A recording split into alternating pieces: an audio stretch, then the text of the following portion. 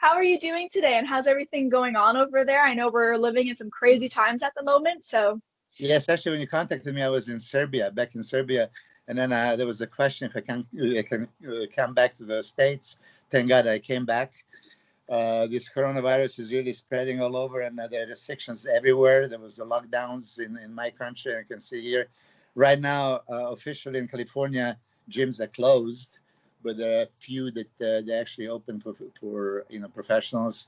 So I'm still happy that I can train. I don't know how it's in Canada. and since we kind of are starting this off by talking about the quarantine, I know so many people have picked up random hobbies and things that they're enjoying doing. So what are some of the things that you have been up to just to keep your boredom at bay and kind of keep your sanity through all of this? Well, I tell you, I always pray for more time, and now I get all the time in the world. So you see, I used to do extensive research in my field of bodybuilding, hypertrophy, fat burning, physiology, exercise physiology, and then because I was just way too busy, I didn't have enough chance. Now, since February, I have all the time in the world. So I've been exploring. Sport of bodybuilding and from different views. You see, you have to learn something each and every day. You can't just be that closed-minded. I was always open box, thinking outside of the box. I don't know if you're familiar with me, but I pioneered many things, including intra-workout supplementation with my hyperemia advantage theory, increased blood flow that was never really used. It was never explained in any books of exercise physiology or sports supplementation. But it was my logic that if you can increase blood flow to the muscle, which only happens during a training, you saturate the blood with something and then you push it into the muscle, you can have that incredible uptake intra-workout. So I'm actually pioneer of this intra-workout supplementation that now is used all over the world with the thousands of companies. I do different kind of training as well. I do believe that hypertrophy training is not just go heavy or go home. There's much more to it. So I brought some of the different aspects of training as well. Then, some hormone manipulations. I'm also very much known about the insulin protocols. I mean, spiking your own insulin to create the maximal hypertrophic environment. So, basically, I don't know if you aware of those things, but I invented most of those things, and that's why I have a pretty much good following. No, I definitely knew that you were in charge of creating a few of those things. And I mean, that's the whole reason that you are called the mind. Thank you. So where were you kind of given that nickname in the first place? Was it something that people just started calling you because of all these things you invented, or is it something you kind of gave yourself? Like, how did that come to be? Actually, I read it first time in the Flex magazine because Okay. editorial of Flex magazine, they gave me that nickname. They called in the same issue Sean Ray the mouth because he liked to talk, and they Yeah. called and but I appreciate this is a great moniker to have, and they did it because I always had a different opinion, not because I wanted to be different. It's just like if I don't agree with something, I'm not going to just blindly say yes, sir. This is how it is. My father was Doctor of Science of Neuropsychiatry, and he taught me from early days to really question and challenge everything. So everything you read, everything you hear, think about it. I mean, books could be wrong, right? So accept what is useful, discard what is useless, and create your own. This is one of the things that Bruce Lee advises. But this is my method of from anything and anything. And right now in the conversation with you, I'm sure that I can catch something. This is going to be very valuable and make me think. And then I'm going to maybe ask you for your opinion. And when you describe it, I'm going to try to understand it. If I agree, I'll say, yeah, this is wonderful. Right. And then if I do have some questions, I would, We'll fist fight.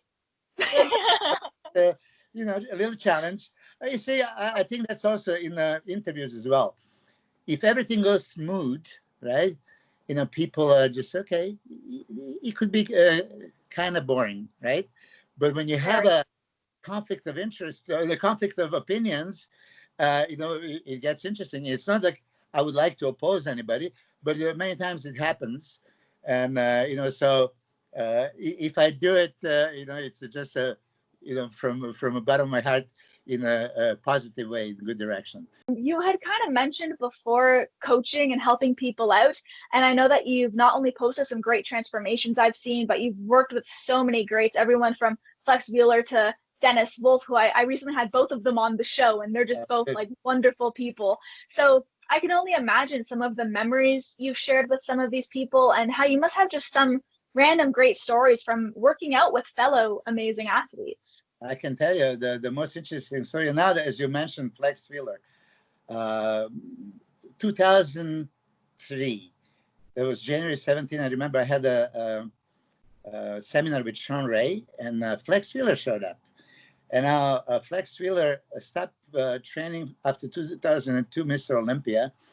And by the time he showed up at the seminar, he looked like nothing like Flex Wheeler, But after the seminar, he approached me and Flex and Sean and said, like, look, guys, I need money. I want to compete in 5 weeks at the Arnold Classic. So Sean Ray said, okay, let's see what you look like. And he took the clothes off, and Sean started laughing. I said, what are you going to do with this, right?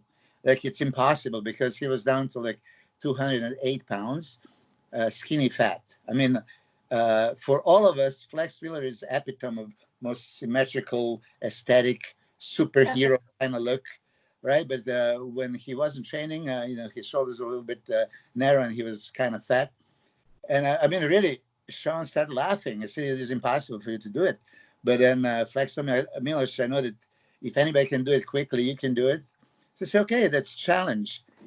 So we started training 2 times a day. And initially there was Flex, Sean, and I that trained. And the biggest regret of my life, because as you see now, I have thousands of photos on Instagram.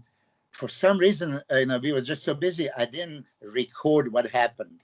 Now, let me tell you, from 208 pounds, within 3 weeks, Flex went to 245. Wow.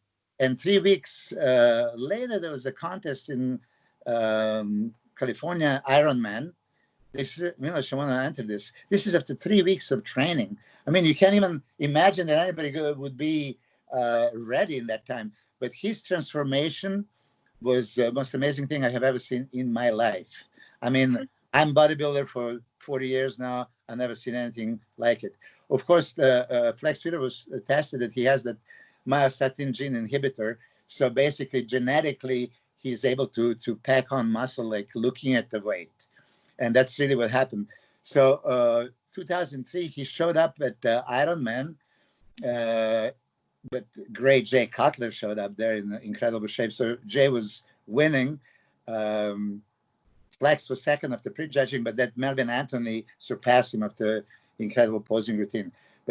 Just as you mentioned, my memories, the greatest memory I ever had to see transformation that I didn't think possible was Flex Wheeler. Second person you mentioned, Dennis Wolf, right? He's maybe also one of your favorites. I loved his physique. I see him compete in 2006, and then I offered my services. So 2007, he came to train with me, and we did 3 shows: New York, Keystone, and then Mr. Olympia. So for New York, my first show, I did everything that I normally do with the guys. So I would kind of get them ready. They're super lean, and now last week I would deplete the glycogen and super compensate and make them look crazy full. Because this is one thing that they always said about me when they see me off the stage. They say, Milos, you don't look so big. Because I always make myself look so much bigger on the stage with my carb loading principles and everything. Of course. But I tell you this, for Dennis Wolf, I gave him so much carbs, it was insane. Like 3,500 grams of carbs in 2.5 days. But he was getting full and then loses, getting full and loses. So he looked great. He placed third. But I realized, like, oh, my God, this physique is like a sponge. I have to give him more and more and more. So for Keystone, I gave him 4,000 grams of carbohydrates. That's 1,600 calories, just carbohydrates worth. He won that contest. But then going to the Olympia 2007, he was like kind of underdog. They really didn't count that he can break the top 5. I load him up with a 5, 1,000 grams of carbs. And if you guys remember, 2007, he was number one. He shocked the audience. And really, there's argument he could have won. A lot of people believe that Victor Martinez should won that contest, but it was between Victor and Dennis, if you ask me. So yeah, I have a million of those experiences. I worked with 40 Olympia competitors. That's amazing. And I know that earlier this year you were actually behind the scenes backstage at the Arnold Classic. And of course, over your years in bodybuilding, you have such incredible accolades as an IFBB competitor. So how was it for you helping others achieve their dreams behind the scenes rather than you solely being there for yourself and competing? Yeah, I mean, look, I was always athlete all my life.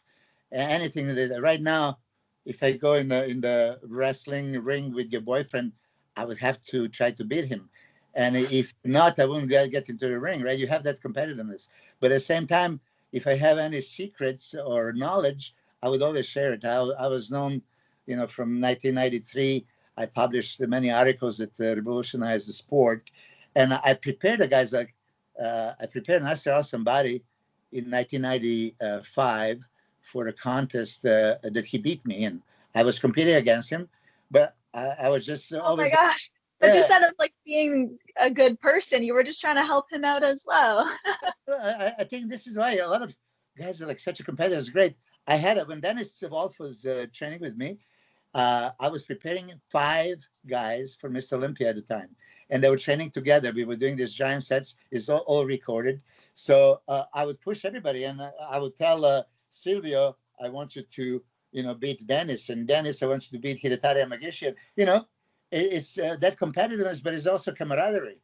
I mean, I think that if we all have the same knowledge and we have a discipline and we put the work in, then let the best man win and I'll shake hands.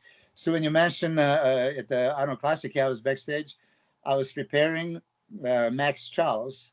And this is just one example. You maybe are not aware of this. For me, he looked like he could have actually won the contest. And I know that they're going to say Milos is so biased, but he had everything that takes to win and at least be top 5. For whatever reason, bodybuilding is a subjective sport. It's a matter of opinion. Judges didn't even give him a chance. So these kind of things, I'm always very vocal about it. In some kind of sport, okay, I'm not going to say wrestling because we all know that wrestling is staged, but MMA, boxing, or anything else. So imagine if I prepare for a fight with Tyson, I got in a ring, and before the round starts, stop. Tyson is going to beat you anyway, so let's just stop. Let's just not Yeah. have. So this is why I'm kind of upset that the bodybuilding judges, they don't give opportunity to the people that train so hard. And you're in shape, of course, so I'm sure that you're into fitness. You know what it means, 24 hours a day, 365 days a year, dedication of dieting, measuring everything you put into your mouth, right? Every calorie, every gram of protein, carbohydrates, and fat, training twice a day, doing the cardio. So I don't think that bodybuilders get enough respect for, they say that's not sport, it's entertainment, but it's the hardest possible sport because you don't just have to perform, you perform in the gym, your appearance count. And in any other sport, if you are not 3% body fat, it doesn't matter. If you're holding a little extra water, it doesn't matter. In our sports, at the It Miss all Olympia, matters. it doesn't matter. Yes. No, I always respected the discipline that comes with it because for me, sometimes, like if I'm even working out and then afterwards have like a hankering for a snack or something, like the willpower to not give in, and I'm not gonna lie, I normally do. Like I can't imagine that willpower that everyone in your field has because it's a lot to take in. And the fact that it happens so much, whether it's when it comes to nutrition or dieting or the working out, like you are just so well disciplined in that sense. So yeah, much respect goes out to anybody who decides to take bodybuilding seriously because I can only imagine how difficult it really is. It is, and you mentioned perfect thing. Like you are watching your diet, you're training, but then you have some temptations, right? Well, when you have a deadline, competition date, and you know that you're going to step on a stage in front of thousands of people and then millions watching, then you just have to throw away that bite. And that was like Of so course. hard many times. Yeah, but thank you for recognizing the efforts of bodybuilders. Yes. Oh, of course. Luckily for me, my stuff's just on camera. So if I have that extra bite, it's not like I have to be on stage in front of millions, the thousands that watch the videos will just be like, all right, she's chilling. You won't be able to tell. But I want to say thank you so much, Milos, for taking the time for coming on here. It's been an absolute pleasure speaking to you. So I really appreciate it. It's my pleasure too, and keep in touch. I'm going to be watching what you're doing and all your interviews, and it was a pleasure. Thank you for choosing me for the interview. Thank Okay, you so much. And to everybody watching, be sure to check out aliciatout.com for more exclusive interviews and features. And we will see you all next time. Bye, everyone. thank you. Bye bye.